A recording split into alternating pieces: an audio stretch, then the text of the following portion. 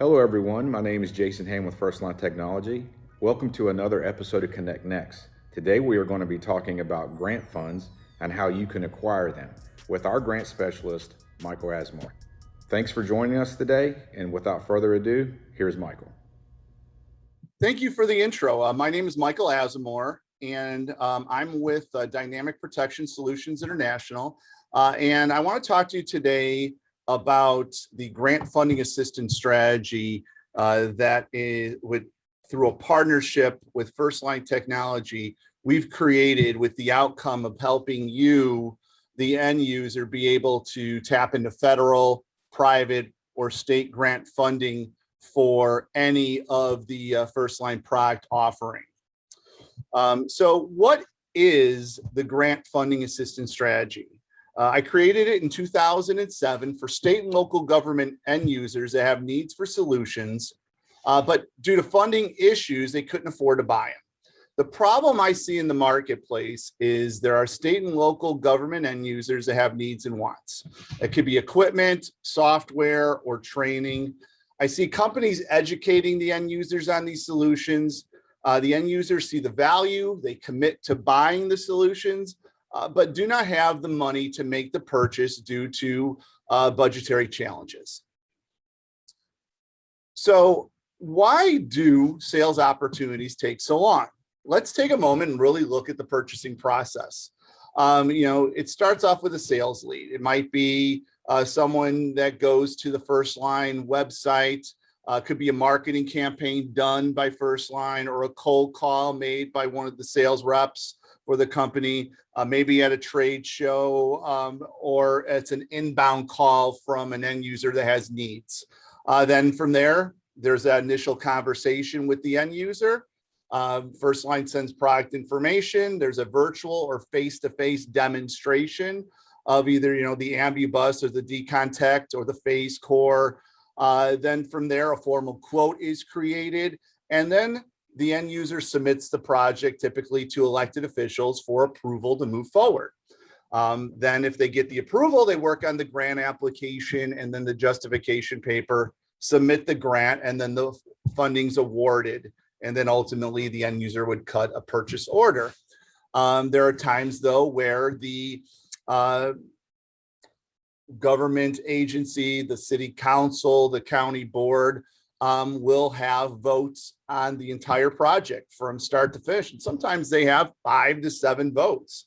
And that could be as many as 5 to 7 months, because it's not like they're going to meet every single time the end user's ready to make the purchase. They're going to meet at their monthly meetings.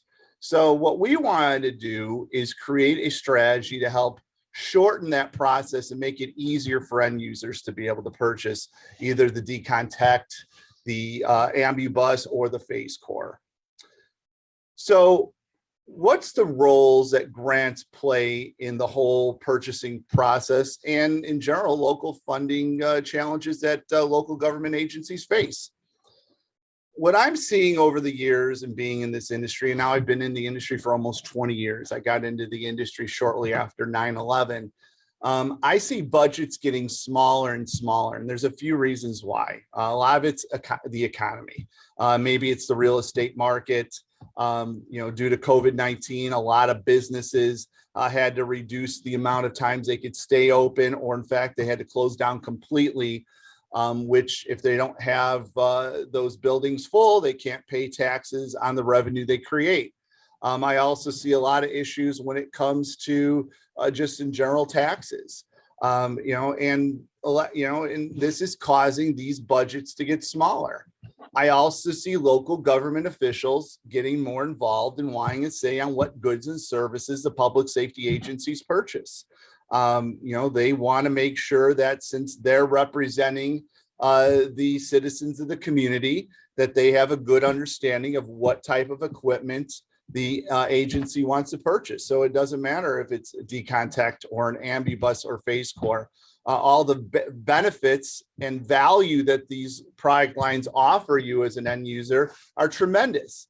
It doesn't mean though that the end user has to go through a government official to make sure that they feel just as good about it and give the go ahead for the purchase. I also see that more and more life-saving products and services that are a need to an agency, they're not considered as high of a priority as other needs. I always, say to end users, the more reasons you can use a solution, the odds of you getting a chance to get it funded go up considerably. And lastly, the higher the cost of the product or the service, the harder it is to get it approved for purchase. So if it's a one item and that one item, let's say, is 5 to 6 figures in cost, it's going to be more difficult than something that might be a lesser cost that you can buy a bigger quantity of. And the end result is this: products and services keep getting bumped from the budget each year. There's many parts of a department that have needs. It could be, your patrol or your training or your special operations or your investigative division, your support services, your administration. They all have their needs, and they all put together lists that ultimately the department will prioritize and put in front of a city council or a county board for approval. And a majority of them are going to get slashed. So local agencies nowadays need to be more prepared than ever. And the challenge with that is this: COVID-19 changed the game.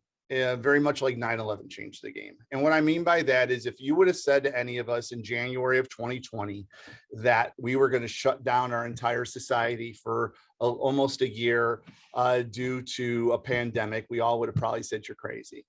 And the reality is it happened. Then you had the incident with George Floyd, and you had the demonstrations, the protests, the riots, the civil disturbances that occurred. And the fact is this: if there's anything about law enforcement or the fire service or EMS, is uncertainty. It's a very uncertain industry. A lot of things could happen, and you as an end user have to be prepared now more than ever. And to attain this high level of preparedness, budgets need enhancement through grants. So really, let's take a closer look and understand what is the grant funding assistance strategy. So again, the end result I see in the marketplace is end users do not know how and where to find money. And they must continue to perform their duties and responsibilities without the best equipment that's going to save time or save money or reduce liability or save lives. The whole purpose of the Decon Tech line is to make sure that you have what you need if you're in a situation that might be considered hazardous. May it be your hazmat, may it be your SWAT, may it be your EOD. The whole purpose of the AmbuBus is to make sure that if there's an incident where there's mass casualties, mass injuries, that you can help a majority of them very simply and efficiently in one vehicle, as opposed to having to have a fleet of vehicles show up to that same scene. And the grant funding assistance strategy is all about solving that problem. So let's start off first, before we really get into the strategy, to talk about what is a grant. I always like to make sure all the definitions are laid out in advance, because I never know who is watching my videos or sitting in my trainings. So a grant is simply this: it's a sum of money given by an organization, especially a government, for a particular purpose. You then have a grantor, and that grantor is the individual in charge of distributing a sum of money for the particular purpose. And then lastly, you have a grantee. A grantee is a person or organization that receives a sum of money for a particular purpose. The grantee in this case are the people that are watching this video, the end users, you that have the needs, that are looking for solutions that maybe your budget can't cover. So when it comes to a grant, there's really 3 types of grants you as an end user could focus on and apply for to get funding. It's either a federal grant, a private grant, and a private grant could be through either a corporation or a business, a foundation, or a nonprofit. And then you have state grants as well that would come directly from the state you operate in. It's typically a 2-step process: filling out the grant application, which requires you to know specific city, county, and state information, and then writing a grant narrative, also known as a grant justification narrative paper, also known as a grant justification paper. And typically they're 3-page or 5-page or 7-page papers, and they lay out exactly what's going on in your community and how you're looking to solve it. And lately, over the last few years, due to the fact that more and more applications are online, I'll see applications with short answers that are the grant narrative. So you might be filling out the application, then you have a section where it says, tell us about your problem in 250 words or 500 words or 500 characters or less. This is where you're going to go into details about what's going on in your community. You might be filling out the application more, and then you'll have a second question that'll be, tell us about the project. What are you looking to do? 500 words or less. You'll type that up, and then you'll go to the next part. And so I'm seeing more and more of these applications have the justification, but instead of having to write that paper, it's short answer, which makes it a little more digestible, I find, for end users. So the grant funding assistance strategy, it's custom built around specific makes and models. So what we did is when we partnered up with First Line, we looked at the Decon Tech line, we looked at the Phase Core line, and then we looked at the AmbuBus line, and we said, okay, let's understand what the value is of each of these products. So we looked at the features, the advantages, and the benefits, and then we went out and we researched and found grants. And really, this strategy, if you will, is designed to allow any end user, may it be a city, a county, or a state organization, to do 5 things. 1, get approvals to pursue a grant. 2, identify what specific grants are available. May they be federal, private, or state grants. 3, locate who can help. May it be the state level, the private level, or the federal level. Who's the point of contact that oversees the grant? 4, build a successful grant justification. May it be a 3, 5, or 7-page paper. May it be intertwined with the application. And then lastly, 5, secure and protect the funding so it's not lost to another project. And let's dive into these 5 points now. So let's start off with how to sell grant projects and get approvals. First thing is this: we have to be clear on who's going to approve this project. Is it agency leadership? Is it the city council or a county board? Or is it a regional board where the counties are combined in a cluster and a regional response is looking to be put in place? Or is it a state administration? Is it a statewide purchase? Is it something the state wants to acquire to outfit the entire state?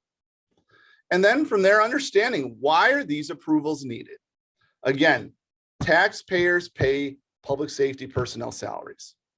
Elected officials, because they represent, they want a say on who's going to make the decision. So what do?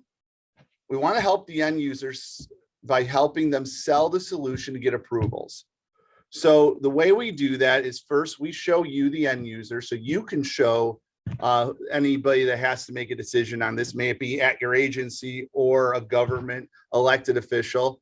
We want to show you how the project can be realistically funded. So we're going to show you through federal grants or private grants or state grants that, based on the benefit of the Decon Tech or the AmbuBus or the Phase Core, how it's going to solve your problem. And the way we do that is we show how it's going to save time, save money, reduce liability, or save lives. And there's another way we could do this by leveraging what's called the Authorized Equipment List, or the AEL. Now let's take a moment and let's understand what the AEL is and the value it provides you, the end user. The AEL is the Authorized Equipment List, and it's found on FEMA's website. And what it is, it's a list of approved equipment types that are allowed under FEMA's preparedness grant programs. So FEMA has said, okay, we have set up 21 categories, and they created subcategories and then sections and then products. The intended audience is you, your emergency managers, EMS, police, fire, even coroner's offices, 911 centers, and public health. All of you, the AEL was created to make it easier for you to understand what products are available, what grants they're connected to. Specifically, your federal DHS grants are the ones normally listed. But the important thing to realize is this: if you can show your leadership or a government elected official that this project is not a wild goose chase, that it is connected to these grants, then you can show that you can get funding for these. Now, keep in mind, you can't say or look for, hey, we're looking for Decon Tech, or we're looking for the AmbuBus, or we're looking for Phase Core. You have to use the specific type of equipment. So you have to use Decon or ambulance vehicle as an example, or cooling system. And that's where you're going to find these specific line items. The good news is this: we've already done that for you. We've researched and found where first line technology solutions fit on the AEL to save you those steps. So we can provide you the specific line item numbers, specific web links if you need, connecting the entire first line product offering to the specific federal DHS funded grants that you can apply for. So some grants to think about above and beyond DHS, and we'll touch on a couple of those DHS ones on this slide. But you know, the first thing you want to think about is the American Rescue Plan. The American Rescue Plan is by far the largest federal program that's ever been established. It's worth about $350 billion. That's billion with a B. And the American Rescue Plan was set up to help agencies respond to either COVID-19 or a pandemic or some type of a natural or man-made disaster. So you have the proper equipment necessary to perform your missions, as well as training. So if you're looking for Decon Tech to help decon an area because maybe you were called out on a pandemic like a COVID-19, perfect fit. If you're responding to an event where you have people that are suffering from COVID-19 at, let's say, a nursing home as an example, the AmbuBus is a perfect fit for the situation like that as well. If you're in a situation you're responding to COVID-19 or a pandemic or some type of a disaster event, and it's over 100 degrees and you're fully encapsulated in some type of a chemical suit, Phase Core is a perfect fit for you there. Then you have the AFG, or the Assistance to Firefighters grants, probably one of the best fire grants out there because of the amount of training and the amount of structure that's created. The entire first line product offering can be purchased through the AFG grants. May it be the regular AFG or the supplemental COVID-19 AFG grant. Then you have community grants, the Community Development Block Grant Program or the Community Facilities Direct Loan and Grant Program. Those are commonly used for vehicle purchases. So AmbuBus is a great fit for those types of situations. You can also purchase equipment like Decon Tech or Phase Core through those grant programs. Then you have the CARES Act for COVID. All three are a great fit for that one as well. And there's a lot of money there. There's over $1 billion alone in that one. Then you have the Homeland Security Grant Program. You know, your state Homeland Security program, that's for any municipality that's not part of the 25 UASI identified regions of the country. So if you're in a smaller area or a suburb or in a rural environment, that state Homeland Security program is a great fit for you to apply for federal dollars. There's usually hundreds of millions of dollars in that program. Then you have UASI, which I mentioned previously, the Urban Area Security Initiative. If you're in one of those top 25 regions, like your LA area or your Chicago area or Baltimore as an example, or the DC area, just to name a few, you can get funding for any of the first line product offering through the UASI funding. And then let's say you're a volunteer organization and you're in more of a rural. There's quite a few volunteer fire departments throughout the country There's a volunteer fire assistant grant program that comes from the federal government that's set up specifically to help you get funding for any of the first line product offering. So now let's take a second and talk a little bit about the private grants you should be thinking about. When it comes to private grants, there's the Firehouse Subs Public Safety Foundation grant. If you're not familiar with Firehouse Subs, it's a sub sandwich shape similar to a Subway or a Jersey Mike as an example. It was started by two firemen, and they set up a foundation connected to their sandwich shops. So what they do is you could take they take a percentage of the revenue and they set it aside for the foundation. They also have either boots or pickle jars in each location where people throw loose change or take dollars. That's how they also get money. Or if you're a customer, you can round up your sale to the nearest dollar. And the difference that you round up to goes to the foundation. They last year in 2020 funded over 100 projects. And the projects ranged in scope up to over 6 figures. So it was a very good fund for the entire product offering. This year, they're doing things a little bit different. Every quarter, they take 600 applications, they cap it at 600, but they fund 100 projects out of those 600. So this year, they're going to do 400 projects. The dollar amount dropped a little bit. Its average is right around 25,000. I've seen it go above there, but not much higher than that.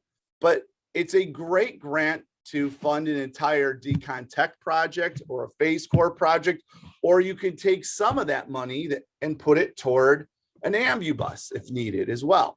It's not uncommon that agencies string 1, 2, 3, 4 grants together to fund a bigger project. So it is a great grant. I highly recommend it. Again, 600 applications every quarter, 100 agencies will be awarded funding. Gary Sinise Foundation's another one. Most people know him as Lieutenant Dan from Forrest Gump, or they know him from CSI New York as the lead detective. He set up a foundation years ago to fund projects for public safety as well. I've seen him do projects anywhere from the 5 to 6 figure range, depending on the mission of the end user. Georgia Pacific Bucket Brigade Grant Program. They are a national program that will fund projects for the fire service. If you have a Mission Barbecue restaurant in your community, this is an up and coming grant that I've identified. If you have a Mission Barbecue restaurant in your community, they will fund projects for public safety. They are a huge fan of public safety and want to support your needs and your causes. Then you have community grants. May they be community development, enhancement, or improvement grants. The key to these grants is you need to show how your project, may it be the Decon Tech, phase core, or the AmbuBus, how having that project in your community will help develop, enhance, or improve the community by creating a better response for your public safety agency. I see these community grants fund projects throughout the country.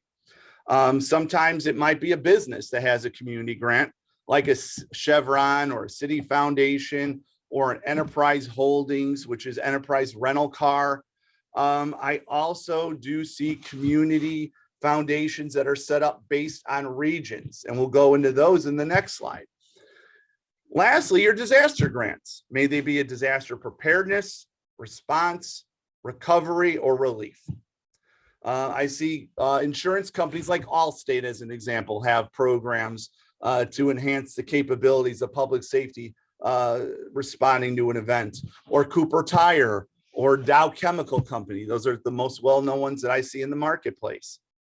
Think of these disaster grants as businesses that are setting aside money that they decided they're going to give away, but what they want to do is they want to make sure they optimize the capabilities of your public safety agencies during a man-made or natural disaster. Private grants you want to think about. So when it comes to a private grant, banks have funding set aside for public safety to enhance your response capabilities. So your local banks, if they're a franchise, there is funding they have set aside for that. Energy companies. So your power companies, may it be electric, may it be gas, they have set aside money in the 5 figures to 6 figure range for projects that enhance and improve public safety response. We talked about some insurance companies like your Allstate, your State Farm is an example as well. They will fund projects as well. Manufacturing companies, we touched on Dow Chemical as an example. If you have a manufacturing company, may it be refineries or petrochemical, or you have food manufacturing or resin or plastic manufacturing, those organizations want the public safety agencies in their communities to be able to respond efficiently and quickly. So they will set aside funding and provide funding for projects because you keep them safer. Remember, energy companies are looked at as soft targets, and then they want to make sure, as well as manufacturing companies, that you can respond if there is some type of situation or of an event.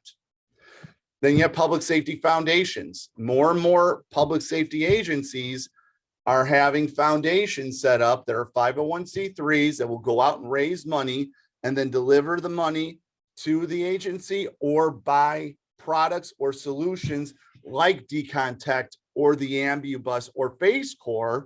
So that way they'll buy the solution and then give the solution to the public safety agency. Railroads. If you have a railroad that goes through your community, a majority of these railroad lines will fund projects to enhance or improve public safety as well. So that way their railroads are safer and the cars that go on and through the tracks in those communities will be safe. Then lastly, probably the area I'm most excited about is regional community foundations. I touched on that previously. The regional community foundations, what makes me excited is they work like private equity firms. So what do I mean?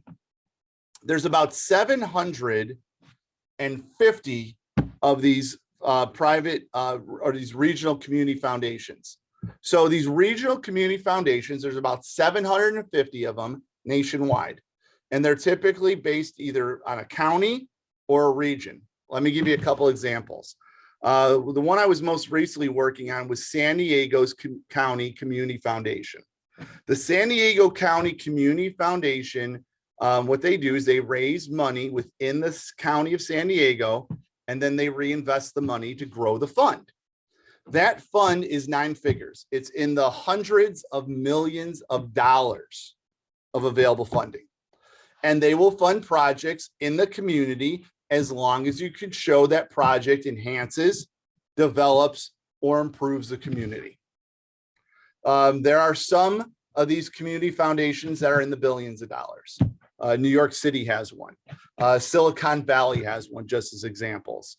But then you take smaller areas like the rural areas. They are also just as big. What they do is they take a cluster of counties. So a good example, I was just working on one with the Southeast Missouri Regional Foundation. It's a cluster of 10 counties. They take all the people and all the businesses within those counties, and people donate money to the foundation. They invest that fund. That fund there is in the high 8, low 9 figure range. So we're talking tens of millions to low hundreds of millions of dollars. And again, they'll do the same thing. They will invest in projects that enhance, improve, or develop the community. So all you have to do as an end user is show how DeconTech is going to better help you in responding, or show how the AmbuBus is going to help respond to events within that region, or show how the FaceCore is going to keep the first responders cool during those hot summer months during an event. State grants.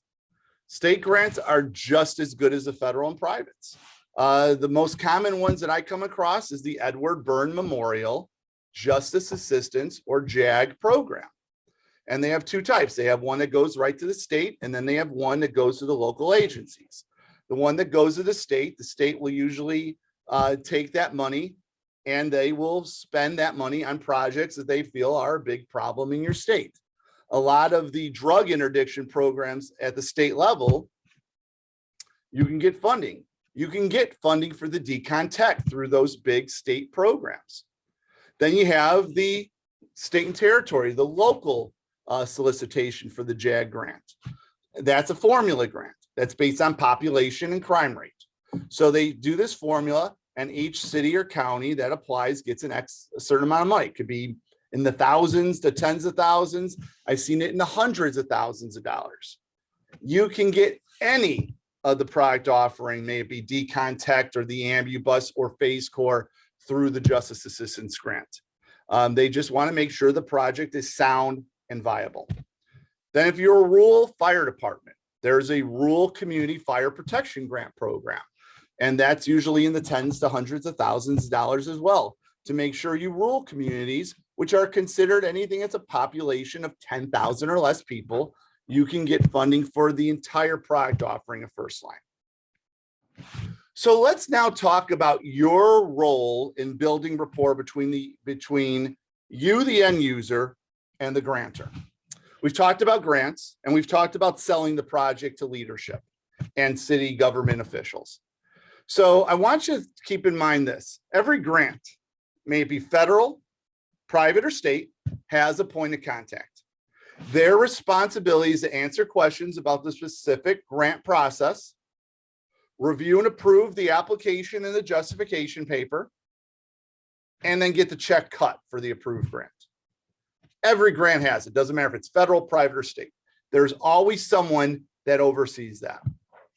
So why is the point of contact so important to you, the end user, or the First Line customers? That grantor's responsibility is to spend the allocated funds. This money is set aside to spend. It's not, do I want to spend it or not? It's been decided. This money is to be spent. They just want to make sure that project is sound and viable. They understand the mission. They know what the grant's about. They know what the organization, the grantor that they work for, is about and why they want to give this money away. Their job is to help you, the grantee, the end user, with any and all questions. So I always recommend, and I teach and I coach and I train end users on building rapport. And the reason you want to do that is this: that point of contact is there to make sure you're successful in getting the funding. They want to make sure you're successful. They want to make sure that they understand the project through your eyes. So you're going to want to talk to them. You're going to want to call them up. You're going to want to introduce yourself, and you're going to want to explain the project, what you're looking to do, why you're looking to do it, and what it's going to do in terms of benefiting your community. So now let's talk about the actual grant itself, the components of a successful justification paper. So again, what is a grant justification paper? It's an affirmative case addressing the current problem and showing how your project's going to solve the problem. And every grant justification paper has the following components: identifying the problem.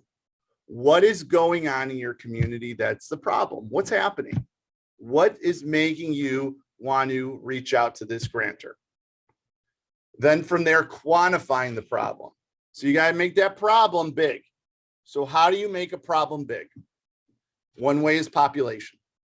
You know, your population during the day or during the work week or during the weekend or whatever. How is your population affected by the situation? The bigger the population, the better chance you're going to get funding. What else? Number of call outs. How many times do you have to be called out on this problem? So how many times are you called out where you're going to need Decon? How many times are you called out where you can use an AmbuBus? How many times are you called out where Phase Core would help your first responders? So you have to think of it in that ways. Then from there, the square miles of your community. Is it, a big community? Is it a small community? What type of terrain? Is it urban? Is it rural? If it's rural, is it hilly? Is it a lot of forests? Is it a lot of trees? Is there a lot of, hills or mountains? What type of water do you have in your community? Do you have lakes, rivers, streams, creeks? Are you off the ocean? Then from there, your highways. Do you have interstates that go through your community? State roads, county roads, city roads? What type of vehicles drive down these roads? Are these roads used for some type of illegal activity for some reason? Railroads, do you have a railroad that goes through your community? What type of cars are on the railroad that's going through your community? Things like that. Manufacturing, do you have refineries or petrochemicals? Do you have plastics or resins manufacturer? Is it a food manufacturer? Whatever types of businesses you have in your community, what types of chemicals or substances that are kept in your community. These are all ways to show the problem is big. Then from there, the project. Specifically, how does the project save time, save money, reduce liability, save lives? Maybe the project only shows one. Maybe it shows all of them. Whatever it is, you have to show how are you going to solve the problem? Having the AmbuBus, having Decontact, having phase core. What value are they going to add for you? We've done this work for you already. We can supply examples of how all these products are going to save time, save money, reduce liability, and save lives. Then from there, a 12-month project implementation.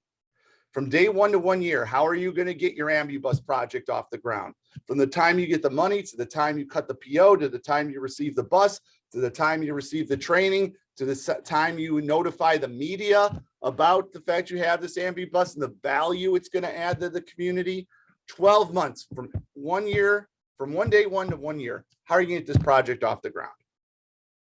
Leveraging the media, notifying the community, getting people to understand what you're doing, why you're doing it, and the value it's going to add the community. Then lastly, the cost of the project. That would be a direct quote from your first line sales representative. May it be Decontact, maybe the AmbuBus, maybe phase core. First line has a team of people that understand the ins and outs of the entire product offering, can get you quotes. And then when you have needs for help when it comes to writing this grant, writing the application, we've built out templates and outlines of exactly what I'm describing to you to help you through this process. We've not only identified grants, but we've created a map of how to write your justification paper and application to increase your chances of being successful. So your role in securing and protecting awarded grant funding. Let's think about this. Why is it important for you to secure and protect grant funding? The first thing you have to think about is there's multiple parts of an agency that has projects that need to be funded. And the end users in these projects are going to do what it takes to get the funding. So as a salesperson in this industry for 20 years, I have had phone calls in the past where my end user reached out to me and told me that they lost their funding and it got moved to another project and they have to start over and getting funding and they're crushed. I've also had calls where the end user reached out to me and said, I just got X amount of money dropped into my lap. I got to spend it by the end of the week. I got to spend it by the end of the month. I need a revised quote and I need to know how quick you can deliver it. We all want that second call. We want to avoid the first call. So first thing is you got to understand why the money's lost. A lot of times the money's lost because it wasn't spent quick enough. Maybe it's a grant, it had an expiration date and that expiration date passed, money gets taken away from the agency. It goes usually to the state level. So the state still has it, and then you have to go through a new process to try to get it. Also opens up for other people to be able to get it too. Sometimes someone else at the agency is more persuasive. Public safety is a very reactive industry, meaning things happen, we respond, we react. And there are times where due to something happening, it's a major situation and they want to prevent it in the future, they'll take money from one project and move it to another. And sometimes it comes down to leverage. Maybe one end user didn't have as much leverage as the other end user at an agency and was able to sell their project X better than project Y, and thus the money got moved. Our outcome for you is to reduce these chances of happening. So what do? We teach you strategies to secure and protect grant funding. Ways we recommend it: build an agency team that's going to support the project. If you're in special ops, talk to the train division, or talk to the patrol division, or talk to the operations division, or talk to the battalions. and talk to the chiefs there. Whatever part of public safety you're in, leverage the other parts of your agency and sell them on it. And then sell your chief or your sheriff or your deputy chief or your chief deputy or your captains or your commanders. Get as many people on board saying this project's a must. Then from there, get elected officials, city council members and county board members or regional board members or state administrators. Depending on how big the scope of the project is, you know you're going to have to sell those officials. Reach out to them before those meetings. Invite them out to your facility. Show them what you're looking to do. Explain why you're looking to do it. Let them see the products or the solution. You know, give them a tour of an AmbuBus when Jason's in town, or give them the opportunity to come to a demo when Al or Brian is showing you the Decon tech. Whatever it is, bring them in to the situation before you have to get in front of them at that meeting. Because now when you go to those meetings, it's almost like playing in front of your home team. They're sold on it. Then from there, maybe get local businesses. Go talk to the local businesses in your town. Explain what you're looking to do. Explain why you're looking to do it. They're going to do a couple things. They're going to either support you. Maybe they'll go talk to the county or the city members and those elected officials and sell them on the project too. Or they might write you a check. Remember, businesses want to set aside money to donate to causes, to things they believe in. If they can help support you better respond to their needs, it's a win-win. I've seen agencies get 50 to 80%, sometimes their projects fully funded before ever having to write a grant by just talking to the local businesses in their community. So community leaders, get them on board. Talk to them about the project. May it be your Chamber of Commerce, or may it be your pastors or priests. Sell them on the project. They'll talk to city government for you. The more people in your community that support the project, the odds are the city council, the county board members will vote yes. Then lastly, get your citizens, your neighbors on board. We all live in houses or townhomes or condos or apartments. Sell them on what you're looking to do. Explain how it's going to make them safer by you having the proper equipment that you need. They'll talk to the city officials too. And how do you sway hearts and minds? Show how the project's going to save time, save money, reduce liability, save lives. We've already built that out for you and have that for you when you want to work on your grants. You can use this same information to sell those people too. Also, justification, having certain requirements. If there's requirements in your community to have Decon Tech or Phase Core or the AmbuBus, if there's any federal organizations that say it's a must, we can supply that information to you as well. The more leverage you could create, the odds of the city and the counties and the regions voting yes go up. So here's what we do and what we can do for you and things we can't. We can and we have built out these templates and outlines that are designed to be used as a guide and inspiration for you to fill out your applications and write your justification papers. We can read what you write. We can read your justification papers. We can read your applications. And we actually want you to send them to us because we want to give you a second, a third, or a fourth set of eyes and look for ways to optimize it. 98% of the time, the first time an application's written out and the first time a justification's written out, it fails. It's not strong enough. We want to look for ways to improve it. We will review this. We will optimize it. We will redline it like a legal document to make sure you know what we're seeing and why we recommend you maybe say it a different way or change it. Most of the time, it's content or grammar that we improve on. What we can't do is write it for you. We can't write your application and we can't write your justification papers. The federal government has cracked down on third-party writers. So if you want Decon Tech or the AmbuBus or Phase Core, we can provide you samples and we can guide you to where the money's at, but you have to write out those applications and justification papers. And the reality is this: if you feel it's a must to have Decon Tech or the AmbuBus or Phase Core, and you plug into our system and you give us as little as 10 to 15 minutes a day, We will help you be successful in getting funding for this project. I've been doing it for 14 years as a consultant, and I started doing this when I was a sales rep almost 20 years ago. I know the system works if we work the system together. So if you have questions, I always recommend first and foremost, contact your first line rep. Talk to them. Explain to them what you're looking to do. From there, let's talk. Contact me, Michael Azamore. My email is mazamore@dynamic-international.net. My phone number is 630-877-3130. My office line is 630-945-3605. If I'm on the road, my office line is forwarded to my mobile. You call me anytime you have questions about grants for first line. I will make sure you've talked to the rep. I'll make sure you have the quote. But if you need Decon Tech or the AmbuBus or Phase Core, and that you feel it's going to add value to your response and your agency and your community, we can help you get the funding for it. You can also go to First Line Technology's website and fill out a form on there too. We will make sure we can help you. Their number, if you need to talk to them directly, is 703-955-7510. That's 703-955-7510. I sincerely appreciate your time watching these videos.